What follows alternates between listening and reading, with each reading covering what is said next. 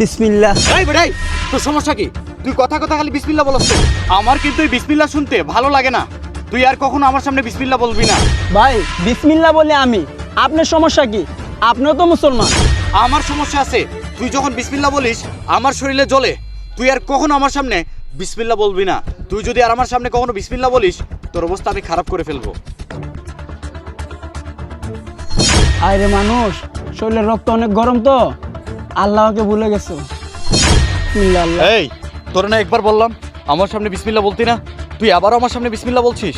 এখন কিন্তু তোর অবস্থা আমি খারাপ করে ফেলবো। আরে ভাই, আমি বুঝতে পারতাছি না আপনি আমার পিছনে পড়ে আছেন কেন। আমি মুসলমান, আমি প্রত্যেকটা খাবারের আগে বিসমিল্লাহ বলা এটা তো সুন্নত। আপনার সমস্যা কি? আমার সমস্যা আছে, তুই আমার সামনে বিসমিল্লাহ বলবি না। আজকেই তোকে শেষ সুযোগ দিলাম। আমার সামনে যদি আর কখনো বিসমিল্লাহ বলিস তোর অবস্থা আমি খারাপ করে ফেলবো, বিষয়টা মনে রাখিস। আরে মানুষ, একদিন ঠিকই বুঝবা যেদিন এই দুনিয়া ছেড়ে চলে যাবা। জুনাইদ, আমার এই মানবিকে কিছু টাকা আছে, এগুলো রাখো, পরে এসে নিয়ে যাব। ঠিক আছে ভাইয়া।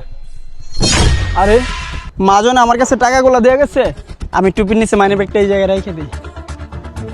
বিসমিল্লাহ আল্লাহ। মোনা, আজকে আমি তোমার বিসমিল্লাহর শক্তি দেখব। মালিক তোমাকে মানবিক দিয়ে গেছে, তুমি এখানে রাখছো, আমি এটা চুরি করে ফেলবো আর তোমার চাকরি চলে যাবে। দেখবো আজকে তোমার বিসমিল্লাহ তোমাকে কিভাবে বাঁচায়। জুনাইদ, টাকাটা দাও তো। ঠিক আছে মাজন, দাঁড়ান আমি নিয়ে আসতেছি। মোনা, মালিক এখন তোমার কাছে টাকা চাইছে, দেখবো তোমার বিসমিল্লাহ তোমাকে কেমনে টাকা উদ্ধার কইরা দে। বিসমিল্লাহ আল্লাহ। এই নেন মাজন আপনার টাকা। আচ্ছা ঠিক আছে, তুমি তোমার কাজ করো। ঠিক আছে মা। আরে এইটা কেমনে সম্ভব? আমি তো এই মানিব্যাগ অন্য জায়গায় নিয়ে রাখছিলাম। হে আল্লাহ, আপনি সর্বশক্তিমান, আপনি আমাকে ক্ষমা করে দিন। আপনি মুসলিম হয়ে থাকলে আই লাভ বিসমিল্লাহ বলে যাবেন।